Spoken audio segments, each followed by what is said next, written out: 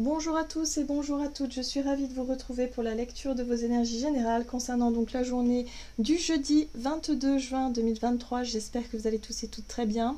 Donc on va regarder avec le petit oracle Astrozen pour commencer le tirage. Donc quelles sont les énergies générales de ce jeudi 22 juin? Allez. L'énergie yang. Je suis énergie, je suis feu. Plein et pleine de créativité, de volonté et de puissance, je m'élance vers ce que je veux. Bon, une belle énergie d'action, hein, en tout cas. On a vraiment envie d'agir, on a vraiment envie d'écouter nos désirs, Voilà, on a peut-être des idées, des envies du moment. Mais voilà, on est plutôt dans une dynamique de mouvement, une dynamique d'action en ce moment. Ok, on va regarder un message de l'oracle des chakras. Donc, pour ce jeudi 22 juin...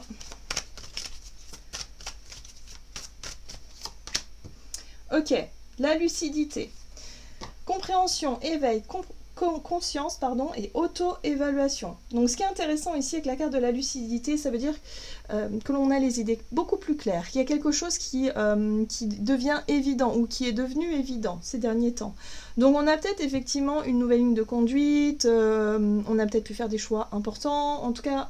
On est vraiment sur l'idée d'avoir les idées claires, en tout cas pour aller vers ce qu'on désire. Voilà, donc c'est pour ça que il y a cette énergie yang qui nous pousse à agir. Maintenant qu'on y voit clair, on agit. Alors, ça peut avoir un lien évidemment avec une relation, hein, voilà, une relation intime. Alors ici on parle d'intimité, on parle de liberté, on parle de tolérance et de confiance. On parle de rapport humain finalement.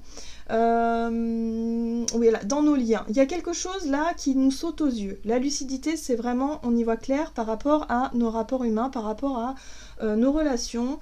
Et peut-être que là, on va avoir envie d'agir. On va avoir envie peut-être de montrer quelque chose par l'action. D'accord. Allez, avec un message de l'oracle Murmure de Ganesh. Donc pour ce jeudi 22 juin, l'ouverture d'esprit. Ok, très bien. Bah oui, forcément. Prise de conscience, ouverture d'esprit. Là, on comprend quelque chose par rapport effectivement à nos relations, à nos rapports humains. Donc peut-être que pour certains d'entre nous, on comprend quelque chose d'essentiel par rapport à une relation en particulier. Donc à partir du moment où on aura pris cette conscience-là, on aura effectivement les idées claires, boum, allez, on va agir de manière plutôt spontanée. Ah, il y a l'idée... Alors ici, avec la carte de la concentration, on est sur la notion d'apprentissage. Moi, ce que je ressens ici, c'est qu'on apprend. On apprend quelque chose. On fait un peu des devoirs. C'est comme si l'univers nous avait mis au défi de comprendre quelque chose, d'apprendre quelque chose au travers de nos relations pour qu'on puisse enfin... ouvrir notre esprit à quelque chose de nouveau, peut-être une nouvelle façon de communiquer, une nouvelle façon de montrer, de gérer quelque chose, par l'action aussi, pourquoi pas. En tout cas, voilà, les choses nous paraissent claires, on sait maintenant. Donc peut-être qu'on a de nouvelles informations aussi, on a peut-être des vérités qui nous sautent aux yeux, des vérités qu'on va entendre, peut-être, pourquoi pas, par rapport à certaines personnes. Allez, un message de l'oracle de Gaïa, donc pour ce jeudi... 22 juin, pour les énergies générales. Oh, l'intuition, les murmures silencieux du cœur, c'est beau. C'est très beau, c'est une carte qui nous invite justement à écouter ce que l'on ressent. Voilà, où est-ce qu'on en est d'un point de vue sentimentalement parlant, mais surtout par rapport à ce qu'on ressent intuitivement. Voilà, qu'est-ce que nous murmure notre intuition, notre cœur, nos émotions, qu'est-ce qui se passe à l'intérieur de nous. Là, il y a quelque chose qui s'éclaire ici, qui nous paraît peut-être plus évident, et qui nous permet justement d'agir. C'est beau tout ça. Et là, on a le voyage sacré qui nous parle de cycle de vie, de famille et de transformation. Alors peut-être que pour certains d'entre nous, ça peut parler effectivement de lignée familiale. On peut comprendre quelque chose en lien effectivement avec le transgénérationnel, c'est-à-dire avec nos parents, nos grands-parents. On se rend compte parfois qu'on reproduit certains schémas, surtout dans les relations. Donc ouais, c'est peut-être ça hein, qu'on pourrait comprendre. Ça, on aura peut-être un petit clin d'œil où voilà, on se rendra compte que finalement, oui, ma grand-mère a fait ça, et puis ma mère, elle fait comme ça, et puis oui, moi aussi, j'ai tendance aussi à faire comme ça. Vous voyez, ça, c'est des mémoires qu'on se transmet de la transgénérationnelle, qui parfois n'est plus forcément d'actualité. Où on n'en a pas forcément besoin, ou au contraire ça peut nous mettre des bâtons dans les roues aussi dans notre façon de vivre les choses émotionnellement par exemple. Voilà, mais parfois ça peut être très bénéfique, ça peut être des qualités, hein. Évidemment c'est pas forcément que des choses négatives, hein. Ça peut être aussi des choses positives. Mais en tout cas ce qui est intéressant ici c'est qu'on prend conscience de quelque chose d'important, peut-être en lien avec la famille, le côté transgénérationnel, et qui aujourd'hui nous permet finalement d'avancer, nous permet d'agir en conscience par rapport à ça. C'est très intéressant. Bon, ok. Donc on apprend, hein, nous sommes des élèves bien évidemment. Alors, avec l'oracle des nombres, on va regarder du côté de notre énergie d'action et activité pour ce jeudi 22. Le travail. Le travail nous parle d'investissement, de notions de réflexion, de travail peut-être sur soi, de travail sur les relations, du travail peut-être par rapport à notre travail professionnel, notre vie professionnelle, nos projets, tout ce qui nous demande en fait un investissement.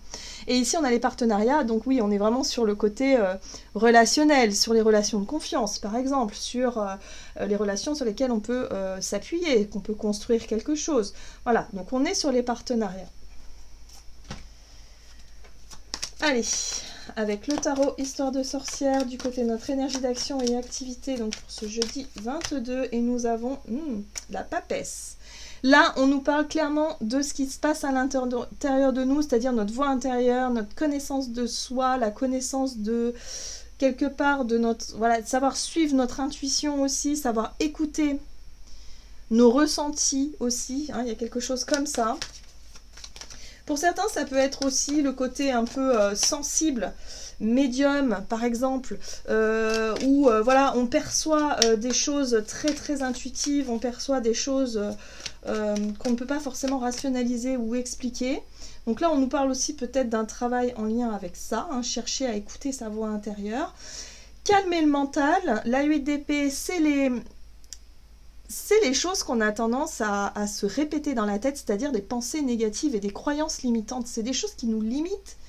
Hein, voilà. Donc là, il y a peut-être quelque chose en lien avec ça. On prend conscience d'une façon de raisonner qui nous empêche parfois, clairement, d'être à l'écoute de nous-mêmes, d'être à l'écoute de notre intuition, d'être à l'écoute de notre voix intérieure. Parce qu'on ne s'autorise pas forcément à écouter cette voix intérieure, parce qu'on a notre petit moulin dans la tête, là, nos pensées qui disent « Ah mais non, c'est n'importe quoi, quand même, non. » Vous savez, c'est le manque de confiance en soi, des fois on se dit « Non, mais c'est n'importe quoi, là, j'ai l'impression que... je devrais faire comme ci, je devrais faire comme ça, mais non, c'est n'importe quoi. » C'est les doutes de soi aussi, c'est les croyances limitantes comme quoi on n'est pas capable, comme quoi non, ça sert à rien de suivre son intuition parce que c'est pas quelque chose de... Voilà, on s'imagine toujours le contraire. Vous voyez ce que je veux dire ? Donc la 8 d'épée, c'est vraiment une énergie où on a tendance à se dévaloriser, on a tendance à se victimiser aussi, et à se dire qu'on n'est pas capable, alors que si, en fait, totalement. Donc là, il y a un travail qui peut être fait sur nous, sur notre mental, sur nos croyances, pour qu'on puisse récupérer vraiment cette maîtrise, la maîtrise de justement cette intuition, être capable de discerner le côté intuitif du mental. Enfin, voilà, tout simplement. Le mental, quand il est en boucle sur souvent quand c'est négatif, vous pouvez être sûr que c'est le mental. L'intuition, ce sera toujours des perceptions plus subtiles où voilà. C'est spontané, ça ne s'explique pas forcément, il faut toujours en tenir compte. Par contre, la pensée d'après qui cherche à toujours juger et à rationaliser, ça c'est le mental qui cherche à justement avoir le contrôle. Donc la maîtrise, ça c'est bien, la force, nous parle de maîtrise justement, nous parle de réussir à faire taire un petit peu ce petit saboteur intérieur qui parfois est pénible et fatigant, mais qui en même temps nous permet de discerner aussi finalement l'intuition, notre voix intérieure. Qu'est-ce qu'on nous dit d'autre ? Donc ce sera peut-être une journée où on aura envie justement de s'isoler un peu avec l'ermite, de faire un petit point sur ses ressentis, de faire un petit point sur ses perceptions, sur comment est-ce qu'on ressent les choses, comment est-ce qu'on voit les choses. Ici on a pris conscience de quelque chose, donc on peut peut-être avoir une nouvelle, une vérité, quelque chose qui nous saute aux yeux là, et on pourrait prendre le temps justement d'accueillir tout ça pour développer, ou en tout cas chercher à développer quelque chose en nous, à l'intérieur de nous. On est peut-être sur quelque chose où on cherche à intégrer des informations qui nous permettent effectivement de mieux comprendre d'où on vient, qui on est, où on va peut-être aussi, et ça fait du bien. C'est des moments comme ça où bon, ça peut chambouler un peu parfois, mais ça fait du bien parce que la compréhension, c'est quand même ce qui nous fait évoluer, quoi, avancer. Alors, la 9 de Pentacle nous parle aussi d'un côté très personnel. Pour moi, on va avoir envie c'est un travail personnel sur nos ressentis, nos perceptions, comment est-ce qu'on voit les choses, comment est-ce qu'on redéfinit certaines de nos relations. Voilà, il y a peut-être effectivement un besoin de prendre du recul avec la carte de l'ermite où on a besoin d'être au calme pour réfléchir, pour faire pour se laisser un petit peu guider par notre instinct, notre intuition, et en même temps prendre soin de soi. Il y a aussi l'idée avec la 9 de denier de récolter un peu les fruits de ses efforts par rapport à un travail qui a été fourni sur le manque de confiance en soi, sur les croyances limitantes, sur les choses comme ça, pour s'autoriser à être. Et s'autoriser aussi à y voir plus clair par rapport à ce qu'il en est de nos relations actuelles. Donc voyez comment ça résonne pour vous, Mais oui, il y a quelque chose. En tout cas, pour cette journée, on comprend, on avance, on apprend peut-être aussi quelque chose qui nous fait évoluer. Allez, sur le plan relationnel et sentimental, les ressources. L'épanouissement. Bah oui, on va être capable de s'appuyer justement sur les ressources autour de nous pour justement chercher à s'épanouir. Il y a l'idée ici de laisser un petit peu la notion de manque, la notion de tristesse, le négatif de façon générale, et se dire ok, non, allez, aujourd'hui je m'appuie sur tout ce que j'ai de positif pour pouvoir avancer, pour pouvoir justement jouir d'une journée sympa ou d'un projet qui me met en joie ou de quelque chose comme ça. On sait qu'on a les ressources pour s'épanouir. Voilà.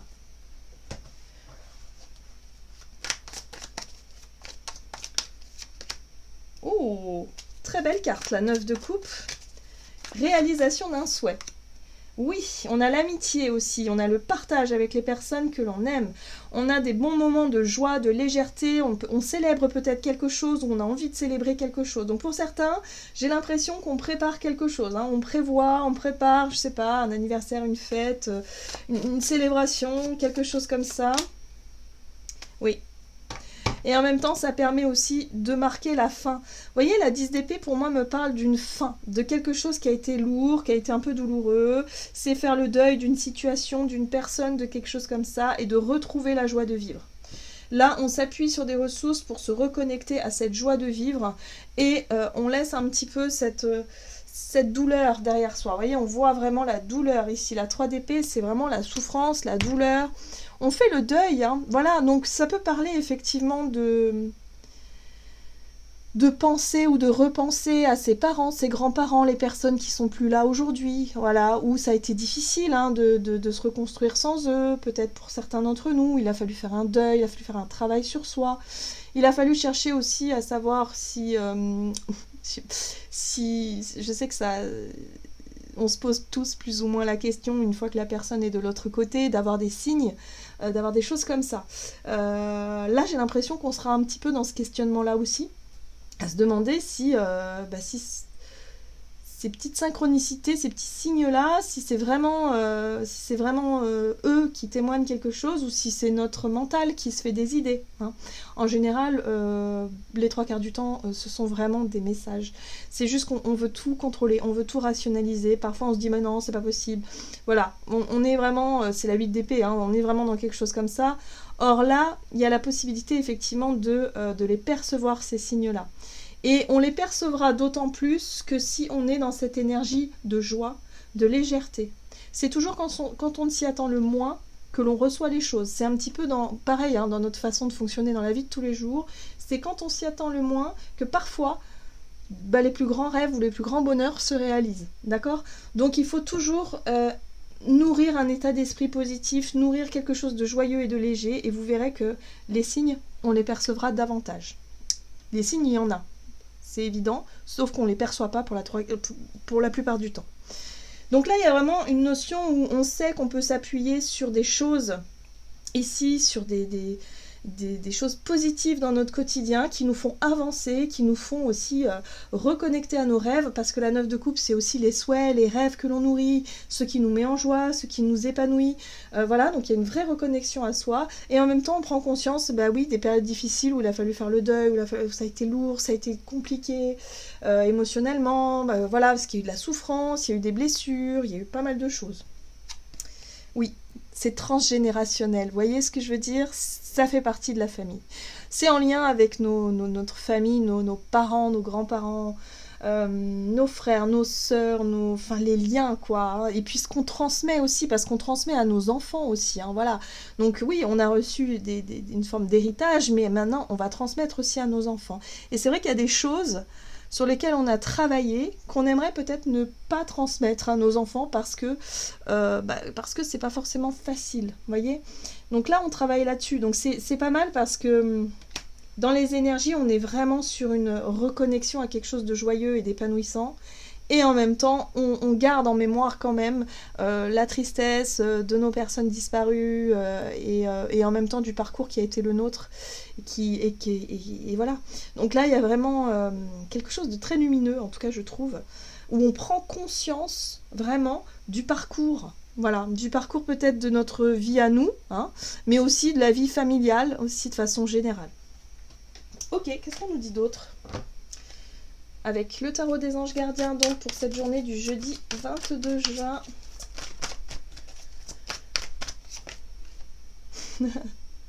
C'est sympa, hein? Vous voyez un peu? Tirez profit des différences. La diversité est une richesse.